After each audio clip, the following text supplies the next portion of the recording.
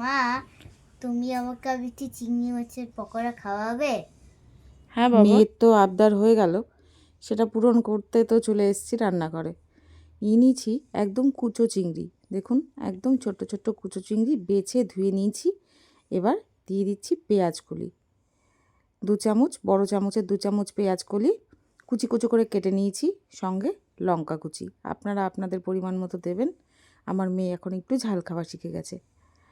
আর দিয়ে দিয়েছি ধনেপাতা কুচো, পরিমাণ মতো হলুদ, লবণ আর সামান্য একটু চিনি। সব ঝাল মিষ্টি নুনকে ব্যালেন্স করবে। এবার এটাকে একটু চটকে চটকে মাখবো, চটকে চটকে ভালোভাবে মেখে রেখে দেব। আপনারা ভাবছেন এতে পেঁয়াজ কলি কেন দিলাম, পেঁয়াজ কেন দিলাম না, একবার পেঁয়াজ কলি দিয়ে খেয়ে দেখবেন, অসাধারণ লাগে খেতে, পেঁয়াজের থেকেও বেশি ভালো লাগবে।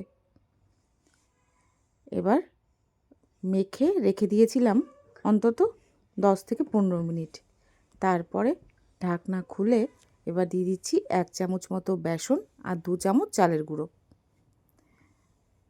এবার এটাকেও ভালো করে মেখে নেব, খুব ভালো করে আস্তে আস্তে এটাকে মেখে নেব। মাখা হয়ে গেছে, এবার কড়াতে বসিয়ে দিয়েছি তেল গরম করতে। এটাতে মাছ ভেজেছিলাম এই তেলে, এই তেলটা আর ফেলে না দিয়ে এই তেলেই চিংড়ি মাছের বড়াগুলো ভেজে নেব। কিন্তু এরম হাতের সাহায্যে একটু চ্যাপটা চ্যাপটা গোল গোল করে বড়াগুলো আমি ভেজে নেব। মিডিয়াম আঁচে কিন্তু বড়াগুলোকে ভাজতে হবে।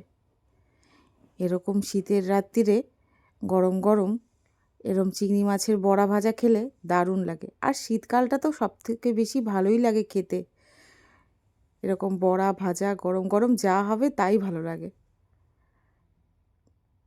বড়াগুলো তেলে ছাড়ার পরে আমি কিন্তু 2 মিনিট এটাকে টাচ করিনি। 2 মিনিট পর আমি এগুলোকে উল্টে দিচ্ছি। হালকা ভাজা হয়ে গেলে তুলে নেব, কিন্তু এখন তেল ছেঁকে তুলে নেব। ঠান্ডা হয়ে গেলে বড়াগুলো আবার ভাজতে দেব গরম তেলে, তাতে বড়াগুলো অনেক বেশি ক্রিস্পি হয়। আবার বড়াগুলোকে এক এক করে ভেজে নেব।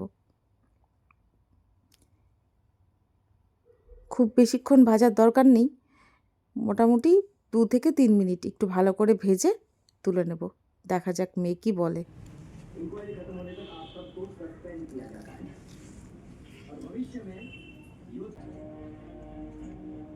বা দারুণ হয়েছে।